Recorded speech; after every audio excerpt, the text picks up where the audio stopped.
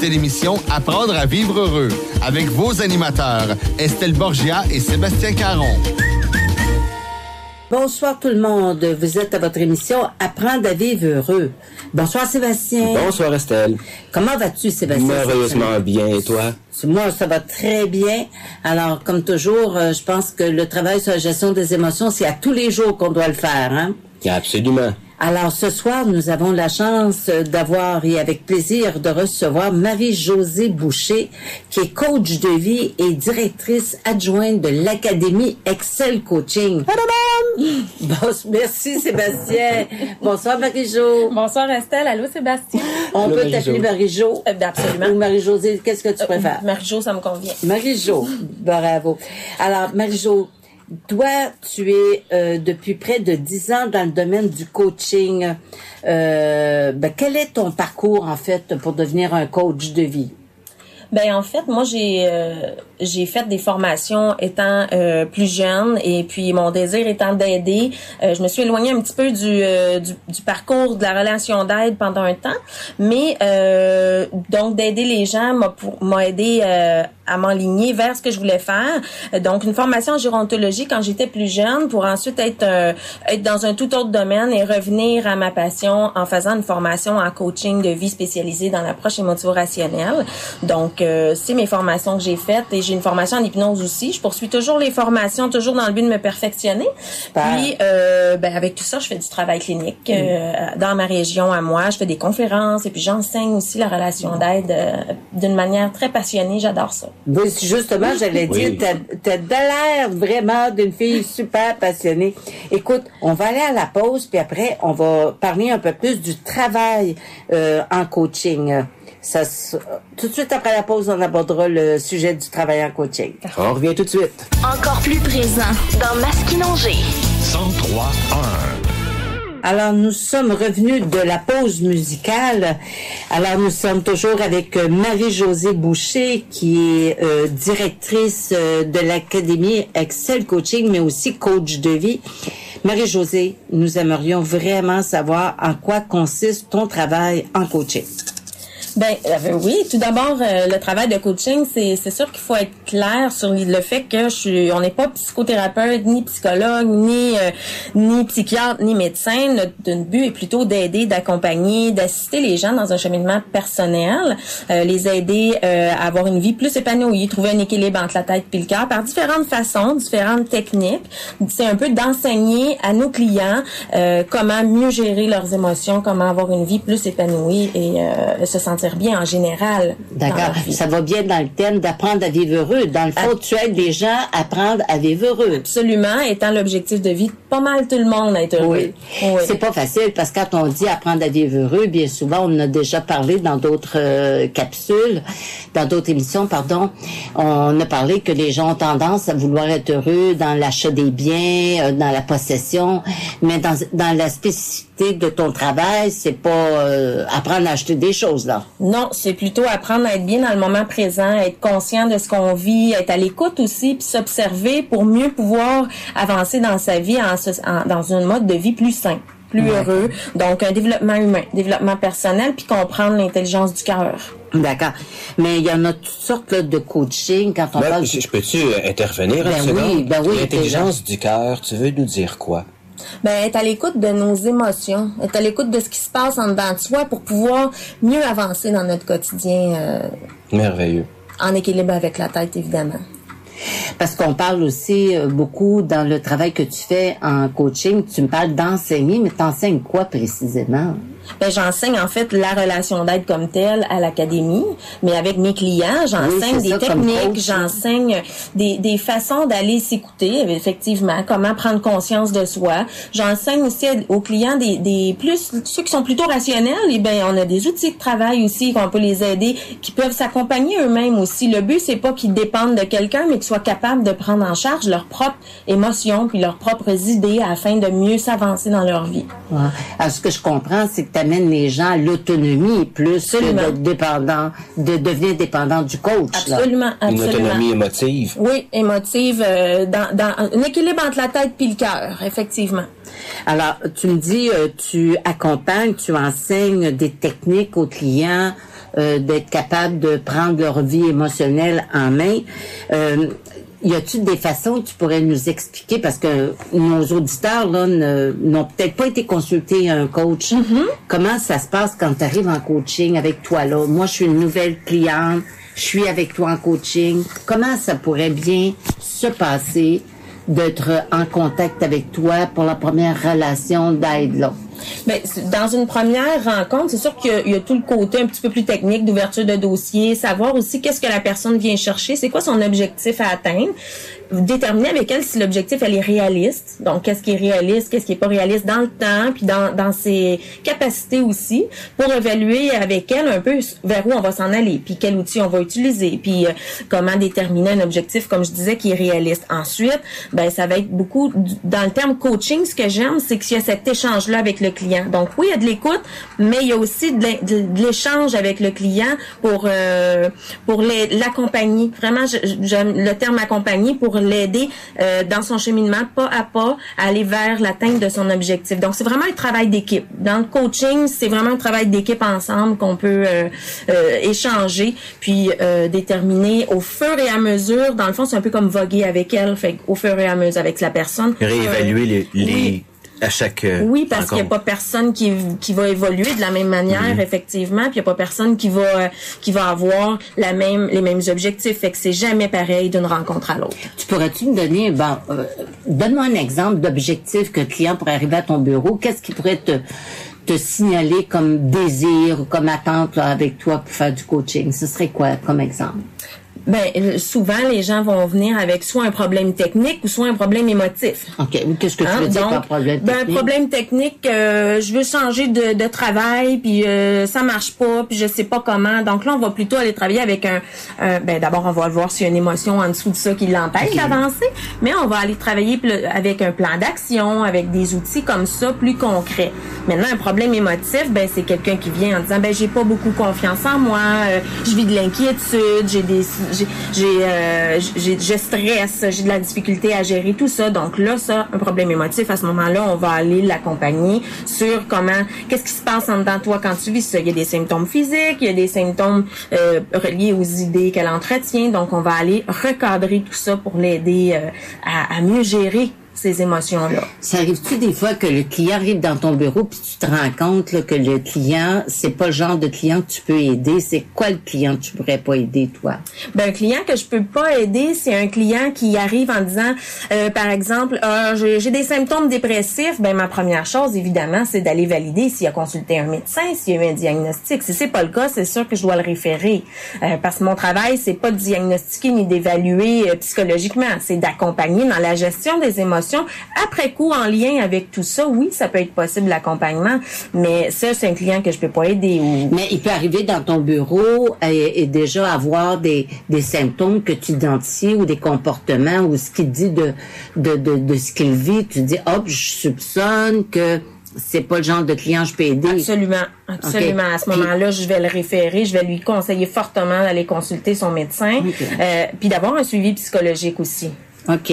Alors, je trouve ça intéressant parce que là, tu fais vraiment la part des choses entre le travail que tu fais comme coach puis comparativement à un psychothérapeute, un psychologue qui a un autre domaine, une autre façon d'approcher le client. Ils enseignent pas ou ils font pas la même chose selon toi? Non, c'est plutôt, il y en a qui vont le faire, effectivement, parce que c'est une approche qui est connue, l'émotivo-rationnel. Par contre, ils vont aller beaucoup avec les évaluations psychologiques et puis les diagnostics. Puis si jamais il y avait le cas d'une médication, c'est vraiment en dehors de mes limites. Je peux pas, puis c'est pas le travail que moi je souhaite en tant que coach non plus.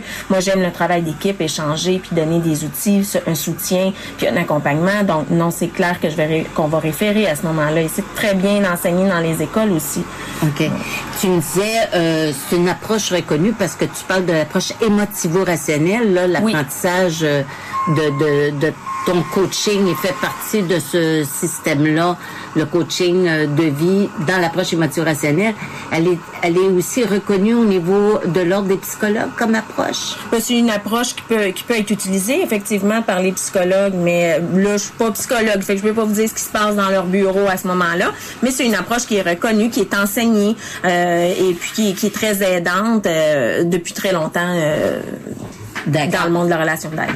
Alors, l'approche émotivo-rationnelle, quoi qu'elle est enseignée, puis des psychologues peuvent l'utiliser, toi, en coaching, c'est une approche qui est adaptée au coaching, ce que j'entends. Absolument, oui. Elle est adaptée dans la limite de notre pratique pour pouvoir aider puis enseigner aux gens comment l'utiliser pour eux-mêmes aussi. OK. C'est super. Écoute, quand tu parlais tantôt de développement humain, les objectifs spécifiques, tantôt tu me dis, je veux développer mon côté humain, mais être plus heureux en développant la confiance en soi, en prenant gérer son stress.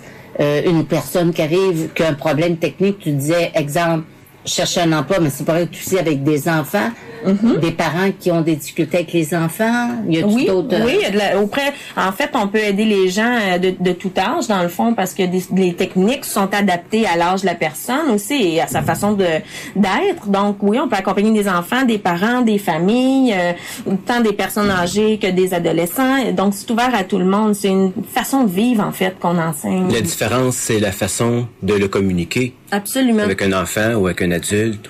Oui, super. oui.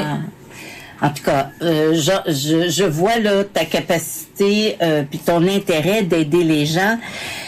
Nous allons aborder, si tu veux bien, après la pause, là, le genre de formation qui est offerte où tu travailles à l'Académie Excel Coaching, où tu es directrice adjointe d'ailleurs.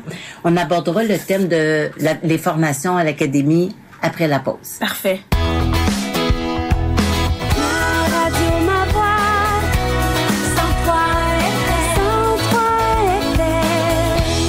Nous sommes revenus de la pause et je vous rappelle que nous sommes toujours avec Marie-Josée Boucher, qui est coach de vie, spécialisée en gestion des émotions et aussi directrice adjointe de l'Académie Excel Coaching. Là, on va aborder ton rôle là, à titre de directrice adjointe de l'Académie. Prenons le début, là. C'est quoi l'Académie Excel Coaching? C'est une maison de formation dans l'approche émotivo-rationnelle, développement de l'intelligence émotionnelle. Donc, on forme des futurs coachs pour pouvoir avoir plus de gens qui vont être aptes à aider les gens, aider les autres et être en relation d'aide, avec une approche qui a été prouvée comme assez efficace, effectivement. Donc, dans le fond, nous, on forme des nouveaux coachs à l'Académie. D'accord. Mais toi, t'as passé du titre t'as suivi de la formation, j'entends. Oui, j'ai fait ma formation directement à l'Académie. Donc, j'ai appris là. J'ai tellement aimé ça que j'y travaille maintenant. Okay. Mais oui, j'ai fait toute ma formation là et c'est ce qui fait que je peux pratiquer aujourd'hui en clinique privée. Alors, ce que j'entends, c'est que tu pratiques en clinique privée, tu fais des conférences, tu fais des ateliers et ensuite, tu enseignes à l'Académie Excel Coaching comme enseignante pour des futurs coachs. Oui, c'est ça. Bon. Alors, est-ce que tu dors aussi? Des fois, oui, je dors. Des fois, oui. Mais c'est le plaisir d'être travailleur autonome. On peut faire nos horaires. Alors, je pense que la plupart des coachs, justement, beaucoup ont ce plaisir d'avoir un travail autonome et faire leur clinique et faire leur horaire selon leur disponibilité. Ça m'amène à te poser la question, toi, qu'est-ce qui t'a amené à te joindre à l'équipe de l'Académie Excel Coaching? Ce qui m'a amené à me joindre à l'équipe de l'Académie, c'est tout le côté qui venait me chercher, c'est le côté humain, le côté soutien, le côté toute l'approche en fait qu'on enseigne, qui est une approche qui est super applicable dans notre vie au quotidien, qui fait que on devient dans un mieux-être global. Donc, c'est le savoir-être que j'ai appris là, qui a été appliqué dans ma vie, fait que après coup, je me suis dit, puis là, je l'applique dans mon bureau et c'est tellement efficace sur moi que je me suis dit, je veux y travailler pour pouvoir justement rendre ça le plus accessible à tout le monde.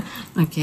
Alors, tu as fait ta formation, tu t'es jointe à l'équipe de l'Académie comme enseignante, puis aujourd'hui, tu enseignes des formations précises. Tu enseignes quel genre de formation? Qu'est-ce qu'on offre comme formation à l'Académie? À l'Académie, on a la formation pour devenir coach spécialisé en gestion des émotions ou dans l'approche émotivo-rationnelle plus précisément.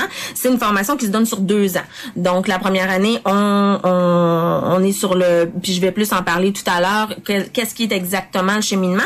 Mais bref, elle est sur 2 ans, la formation, de 10 fins de semaine par année. C'est une formation de fin de semaine. Quelle autre formation qu'il y a? Des formations de perfectionnement aussi. Donc, des gens qui sont déjà dans la pratique de la relation relation d'aide, peu importe quel domaine en relation d'aide, peuvent venir chercher des formations, que ce soit des formations continues ou de perfectionnement, ou venir chercher des outils ou des spécifications, pour exemple, le couple, la famille. D'accord. Donc, à ce moment-là, c'est des formations qui peuvent venir ajouter à leur bagage à ce moment-là. D'accord. Si on parle de formation, est-ce que vous faites aussi à l'académie, j'ai vu l'aspect là d'offrir des services de coaching par des stagiaires, ça vous offrez ça, là? Oui, on offre ça parce que nos étudiants dans la 2e année ont un stage à faire. Donc, à ce moment-là, ben, c'est possible d'avoir, à moindre coût, mais bien supervisé par toute l'équipe d'enseignants, des rencontres en coaching, effectivement. Et puis, il y a une supervision, fait que c'est très professionnel. Et oui, c'est un service qui est offert. Même comme... Oui, parce que ça donne accessibilité, des fois, à ceux qui ont peut-être moins les moyens, mais qui ont besoin d'aide aussi. Oui, parce que c'est un fait que c'est pas juste les gens qui ont les moyens financiers qui ont le droit d'avoir des problèmes. Non, et il y a des gens qui n'ont pas d'assurance aussi, donc c'est très accessible. Et à partir de là, ces gens-là sont aidés, puis peut-être sont aussi intéressés après voir l'efficacité qu'ils ont eu à appliquer ce que le stagiaire leur a enseigné. Ces personnes-là sont peut-être même intéressées plus tard à devenir eux-mêmes des coachs de vie comme toi. Ah ben ça serait encore mieux. Ça serait encore mieux parce que plus il y en a, plus il y a de monde qui vont bien. Alors, c'est même la raison pour laquelle je me suis lancé en relation d'aide, parce que ça a tellement changé ma vie. Okay. Ça m'a permis même d'avoir une vie que je me suis dit, c'est comme un envie urgent de partager ce bien-être-là avec tout le monde alentour.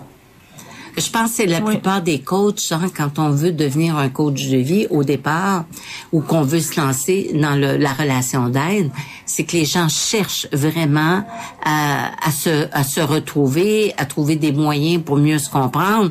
Mais quand tu le fais, puis que tu apprends à être mieux avec toi, puis c'est tout appliquer ça après ça pour les autres, ben on se sent bien à aider les autres.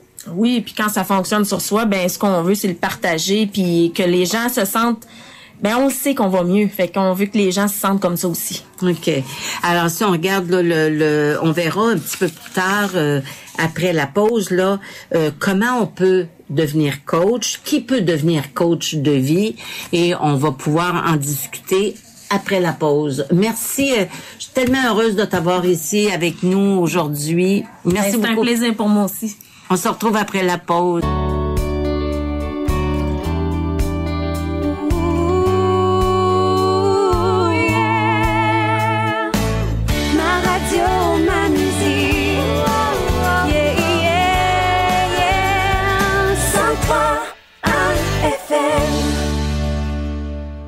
Nous sommes de retour avec le thème de ce soir, le travail d'un coach de vie et la formation en coaching. Nous sommes toujours avec Marie-Josée Boucher. Marie-Josée, on a abordé tantôt le thème là de que ton travail là comme coach. Allons maintenant voir qui pourrait faire cette formation-là. Mais d'abord, toute personne qui a un désir d'aider les autres peut être dans ce métier-là. Donc, d'avoir le désir d'aider, d'avoir une ouverture aussi. En partant, il y a beaucoup les gens qui sont souvent il y a des gens qui vont nous dire moi tout le monde vient me parler, les gens viennent vers moi, sont à l'aise à se confier à moi puis tout ça, fait que souvent ils ont déjà ça en dedans d'eux. Donc de vouloir faire de la relation d'aide, du coaching, ben c'est ouvert à tous ces gens-là qui ont ce désir-là d'aider. Qui ont une empathie naturelle. Oui, aussi, il y a des gens qui vont mêler la sympathie puis l'empathie. Par contre, on l'enseigne bien à l'école de faire la différence pour être un meilleur aidant. Absolument. De développer l'empathie. Parce qu'on a déjà parlé, quand on est sympathique, le coach ou tout intervenant qui fait beaucoup de sympathie, il va avoir des difficultés lui-même à gérer sa vie. Oui, gérer ses émotions dans le bureau aussi. Donc, c'est important de bien être dans l'empathie plutôt que dans la sympathie. D'être à l'écoute aussi. Ça peut arriver qu'on tombe dans la sympathie, mais quand on est à l'écoute, on comprend qu'il y a quelque chose en dedans de nous, puis on travaille dessus à ce moment-là. OK. C'est pour ça que les coachs sont toujours supervisés, comme tu disais tantôt, même s'ils sont formés, sont supervisés, peuvent aller chercher de la supervision quand ils vivent des problèmes particuliers pour être en mesure de faire face à leurs problèmes personnels, parce que la formation, c'est pas arrêter après la formation de 2 ans, là. Ah non, travailler sur soi, c'est le travail d'une vie. Fait qu'il y a toujours des occasions qui viennent dans notre vie et nous permettent de cheminer. Fait que c'est pas exclu pour les coachs, effectivement, ni pour les étudiants. Donc oui, il y a une très bonne supervision qui peut aider à ce moment-là. Quand tu parlais tantôt de critères, il y a quand même des critères de base pour être accepté, là, pas de n'importe quel âge, là. Il y a quand même un minimum. Oui, ben effectivement, il y a à partir de 18 ans. OK. Avoir un secondaire 5, parce que aussi on offre des crédits d'impôt en tant que maison d'enseignement. Donc si on veut avoir les crédits d'impôt pour frais de scolarité, avoir un secondaire 5, c'est un des critères, mais un gros critère, c'est d'avoir une expérience de vie puis un désir d'aider aussi. Okay. Donc le but, c'est pas de trouver un métier pour faire des sous, c'est d'avoir un métier où on se passionne pour la relation d'aide. C'est pour ça qu'on a une entrevue d'admission avec les gens, pour voir l'ouverture, pour voir aussi avoir des groupes homogènes, parce qu'on fait de la relation d'aide live en vrai pendant les formations. Donc, il y a avantage à avoir cette ouverture-là, effectivement, pour travailler sur soi.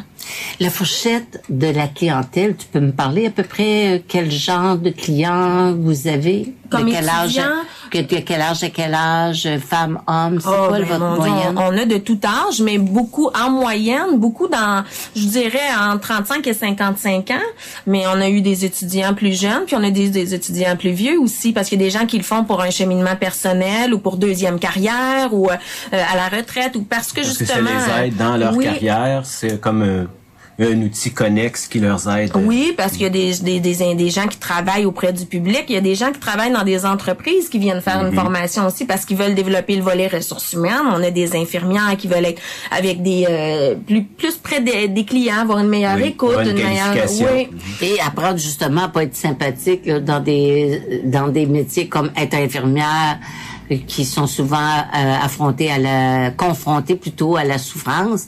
Quand ils tombent dans la sympathie, il vaut mieux avoir un cours pour pas être trop sympathique. Oui, c'est aidant, effectivement. Puis il y a des gens aussi qui viennent d'un tout autre domaine, mais qui ont ce désir-là depuis longtemps d'être dans leur relation d'aide. Donc, c'est pas nécessaire d'avoir une expérience en relation d'aide pour faire la formation. OK. Alors, on dit des gens qui ont déjà de l'intérêt, à qui... plusieurs personnes s'adressent à elle parce que, disons, moi, j'aime ça me confier à toi. Alors, ce genre de personnes-là qui auraient un intérêt d'aider puis qui se passionnent dans l'aide, souvent, ils se font dire, ces gens-là, « Ah, toi, tu devrais être psychologue. » Moi, ils n'ont pas besoin d'être psychologue. Pas besoin d'être psychologue pour aider les gens, effectivement. Ça dépend toujours de quelle aide les gens cherchent. Il y a de la place pour tout le monde. Fait que dans le coaching, il y a une place certainement pour aider les gens. Donc, si on peut être psychologue, on peut être coach de vie, on peut être à nous de choisir qu'est-ce qu'on veut être, et à l'académie, ben, on offre cette possibilité-là aux gens qui ont le désir d'aider. OK. Tantôt, tu as parlé des cours d'initiation à l'approche motivationnelle. Tu as parlé qu'il y avait d'autres formations qui se donnaient, mais celle qui peut devenir, là, on peut devenir coach de vie, là, vraiment diplômé. Quelle formation? Ben oui, effectivement, il peut y avoir des formations d'initiation ou des formations continues ou des formations de perfectionnement, comme on disait tout à l'heure, mais il y a la formation pour devenir coach de vie. Ça, c'est une formation qui se donne sur 2 ans. Okay. Donc, c'est 20 fins de semaine. 10 fins de semaine la première année, 10 fins de semaine la deuxième année. Ah, comme ça, oui. Donc, la première année, on travaille beaucoup sur le savoir-faire. La deuxième année, on travaille sur le savoir... Je reprends. La première année, on travaille sur le savoir-être. La deuxième année, on travaille sur le savoir-faire. Donc, et il y a des suivis. On fait du développement beaucoup personnel sur soi-même. Parce que pour pouvoir être un bon aidant, il faut toujours bien pouvoir l'appliquer sur soi puis être capable de comprendre ce qui se passe. Donc, la formation est sur 2 ans.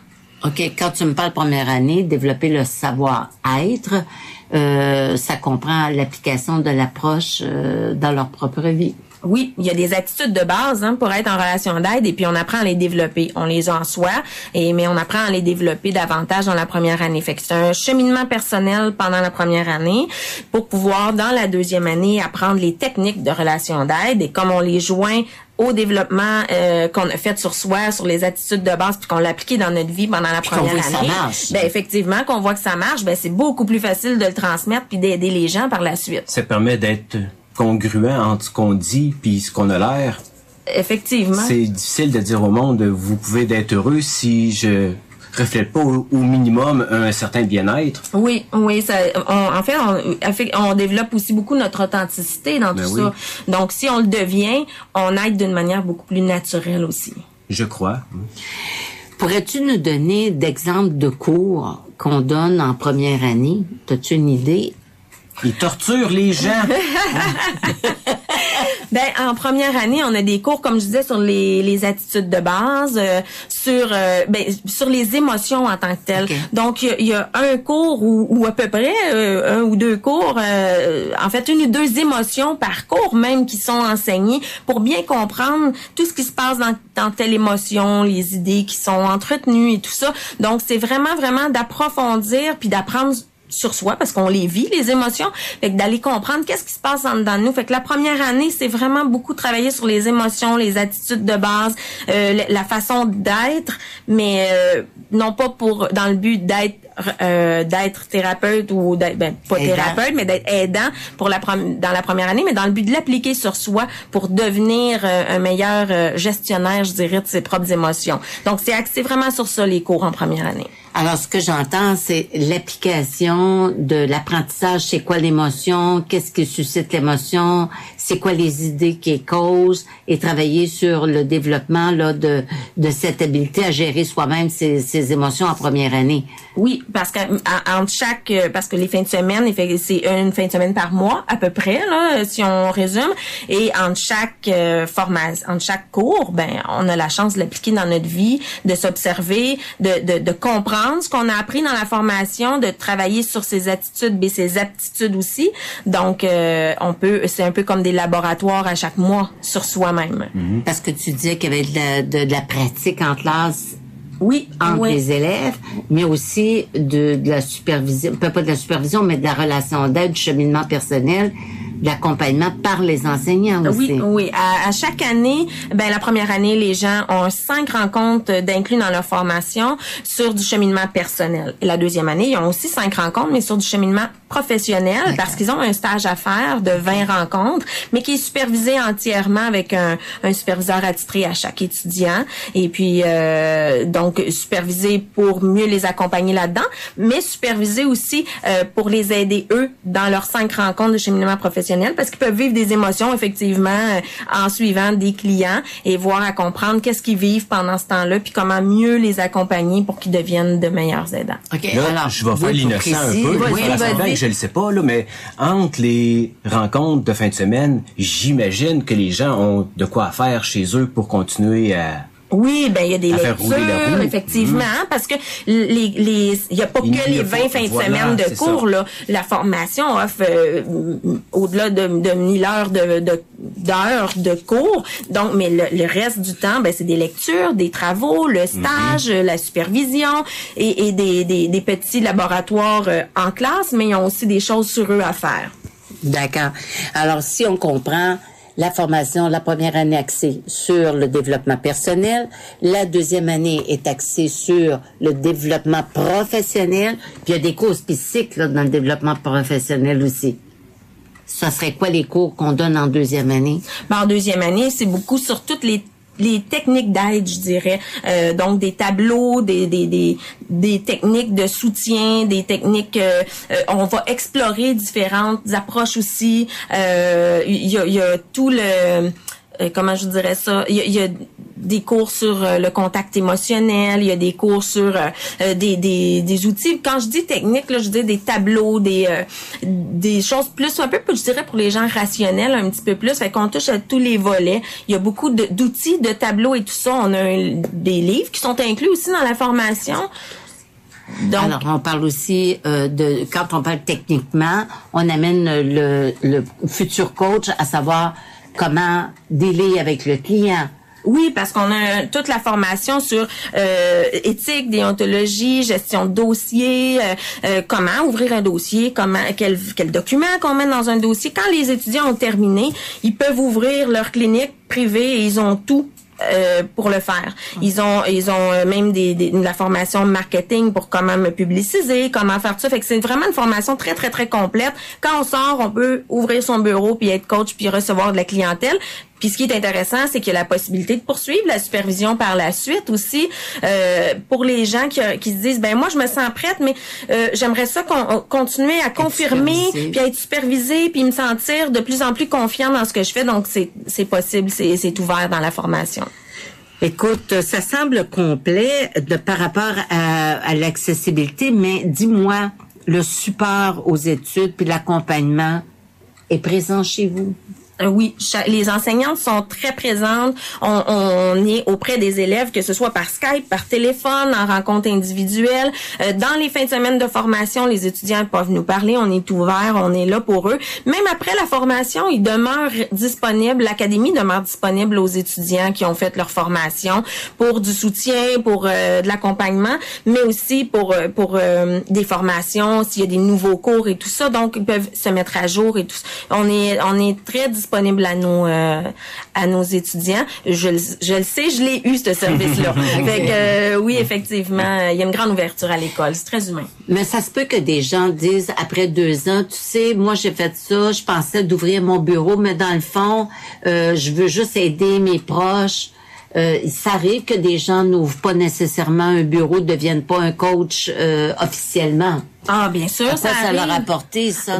Ça leur apporte un grand cheminement personnel, des outils à utiliser dans leur quotidien pour se sentir super bien, une capacité à comprendre ce qui se passe en dedans d'eux, puis je dirais s'auto-coacher dans la vie. Donc, c'est vraiment des... je m'en sers encore tous les jours. Je vais toujours m'en servir parce que c'est une méthode, c'est une façon de vivre que j'ai développée, puis je peux pas me passer de ça. Fait qu'il y a beaucoup qui viennent pour ça. C'est dans notre quotidien. Oui, c'est une nouvelle façon d'être, je dirais, et de se sentir. Fait que il y a des gens qui viennent pour ça, puis il y en a qui viennent aussi pour être coach, puis il y en a qui viennent aussi pour joindre ça à leur travail qu'ils ont présentement. Mais au bout du compte, ces outils-là, tu les perds pas. Hein? C'est comme quelqu'un qui suit un cours en soins infirmiers puis qui décide de ne pas devenir infirmier ou infirmière. Ce qu'il a appris reste quand même comme bagage à lui. Oui, c'est un acquis pour la vie. Mais écoute, super intéressant. Nous allons aller à la pause et après la pause, on va regarder comment pour les gens qui sont intéressés, les gens qui aimeraient avoir plus d'informations, comment s'inscrire, quoi faire. On en parle après la pause. Parfait. Merci beaucoup.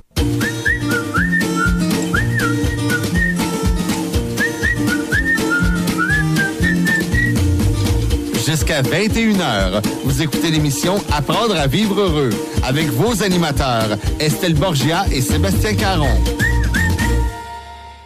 Alors, nous sommes revenus et nous sommes toujours avec Marie-Josée Boucher, qui est coach de vie et directrice adjointe à l'Académie Excel Coaching.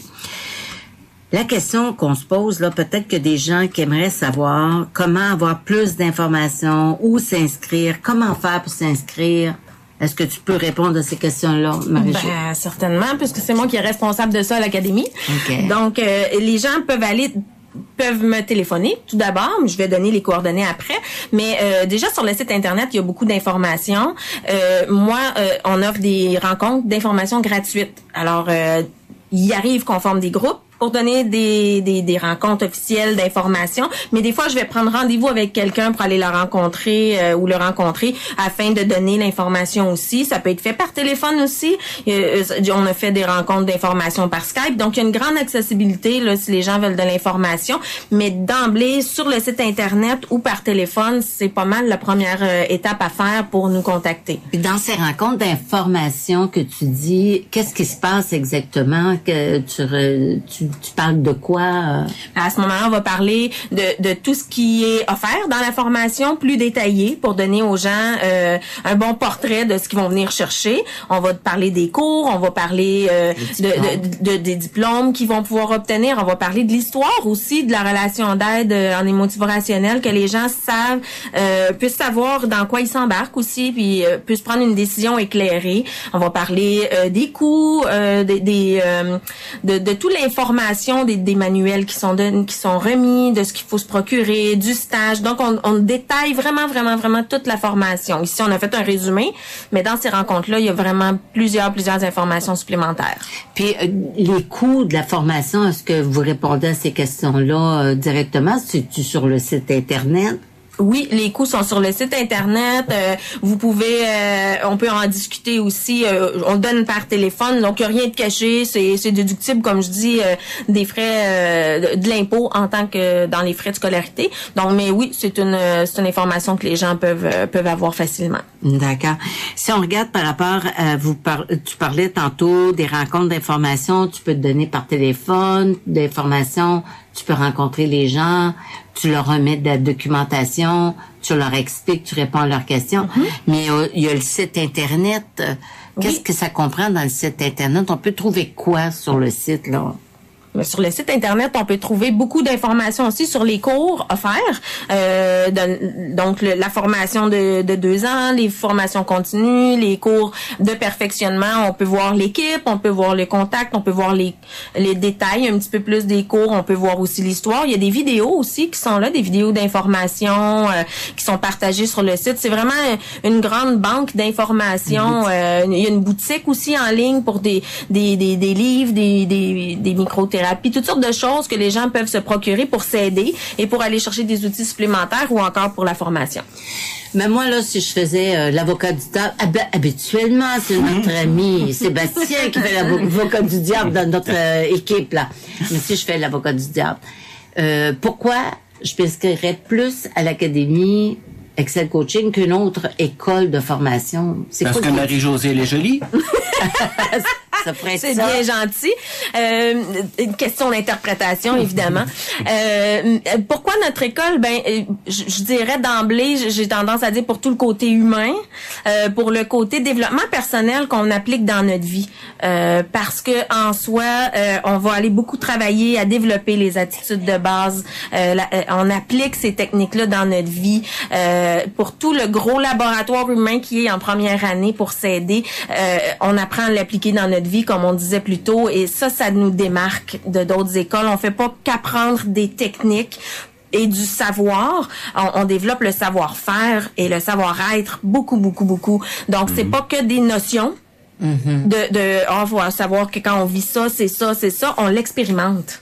On l'expérimente. Et si je peux me permettre une parenthèse, on l'expérimente en classe, là, à l'instant, à chaque fois qu'on y est, pour créer le lien de confiance. Les gens nous voient pas, on est à la radio, évidemment, mais quand j'étais à l'académie, j'étais physiquement amoché, handicapé, et c'est toi-même qui m'avais installé des bureaux derrière pour que je puisse être à la même hauteur que tout le monde, puis avoir le même confort, puis c'est vraiment un côté humain qu'on retrouve pas, en tout cas que j'ai pas nécessairement vu dans les autres formations que j'ai eues. Oui, on est près des gens, puis on est dans ce volet-là parce qu'on aime ça, donc on l'applique d'une manière plutôt naturelle, effectivement. Oui. Et passionné, franchement. Alors, il y a des gens qui peuvent poser la question, il y a des étudiants, des finissants en psychologie, sont en allant en psychologie à l'université parce qu'ils se disent « moi, je vais aider les gens ». Ça arrive que vous avez des gens qui sont en première, deuxième année de psychologie, mais ils veulent pas devenir psychologues, ils veulent pas faire des années, des 5-10 ans d'études. Est-ce que ces gens-là peuvent s'inscrire comme coach de vie? Ben, bien sûr, on en a, ou d'ailleurs des étudiants qui étaient dans cette situation-là et ils s'en sont inscrits. Ils ont beaucoup aimé l'approche parce que justement cette différence-là venait faire que c'était pas, ça enlève rien à la formation en psychothérapie ou en psychologie, mais c'était pas que des connaissances, mais beaucoup un laboratoire humain où ils ont pu appliquer sur eux des techniques puis des façons rapides de comprendre ce qui se passait en dedans de soi. D'accord. Alors, ce que je comprends, ça s'adresse à tous les gens intéressés en relation d'aide, qui ont déjà eu l'idée, puis l'intérêt d'aider les autres. Ils peuvent s'inscrire. Des gens qui ont fait de l'université, qui peuvent s'inscrire. Ça peut être monsieur, madame tout le monde, là, une coiffeuse, une infirmière, une maman à la maison, que ses enfants ont grandi, puis qui a dit, moi, j'aimerais ça aider les enfants, puis tout ça. Il s'est ouvert vraiment à tout le monde. Tantôt, tu parlais d'une deuxième carrière. T'as des gens qui sont à l'académie, qui ont fait la formation, puis pour eux, c'est une deuxième carrière. Oui, comment beaucoup. ils s'organisent? Oui, ben souvent ils vont faire la formation pendant qu'ils sont en train de terminer leur travail parce que comme c'est une formation qui est une fin de semaine par mois, les gens n'arrêtent pas de travailler. Donc c'est très faisable en travaillant la formation. Fait qu'il y a des gens qui se préparent une deuxième carrière pendant qu'ils finissent avant d'aller à la retraite. Puis ils font la formation. Puis quand c'est terminé, ben ils peuvent travailler à leur rythme. Et à ce moment-là, ça fait un entre-deux avant d'arrêter complètement. Puis souvent ils arrêtent pas ben, parce que c'est le fun d'être là pour les autres.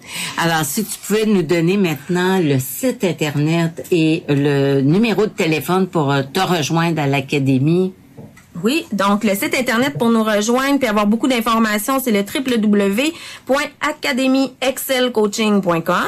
Rejoindre Catherine, notre assistante, qui peut vous aider aussi, qui va vous diriger vers moi si jamais il y avait quelque chose. Le 438-558-50-54. Tu veux nous rappeler le numéro de téléphone? Bien oui, 438-558-50-54. Et on va pouvoir mettre le lien sur notre page. Oui, la page du groupe Apprendre à vivre heureux. La passion, tu l'as. J'espère que tu vas continuer encore des années à aider les gens. Puis, je ne peux que te dire merci. Merci d'avoir accepté notre invitation pour cette émission. Je pense que ça a éclairé énormément de gens sur le travail de coach de vie. Merci beaucoup, Marie-Josée. Ben, merci à vous pour l'invitation. Ça va me faire plaisir de parler aux gens. Puis j'apprécie beaucoup notre rencontre aujourd'hui. Merci. Un super merci à notre ami Sébastien qui a été moins tannant que d'habitude quand il s'est retenu aujourd'hui. Merci, Sébastien. Bonne semaine, à bonne la nuit. Je prochaine. t'aime. Au revoir.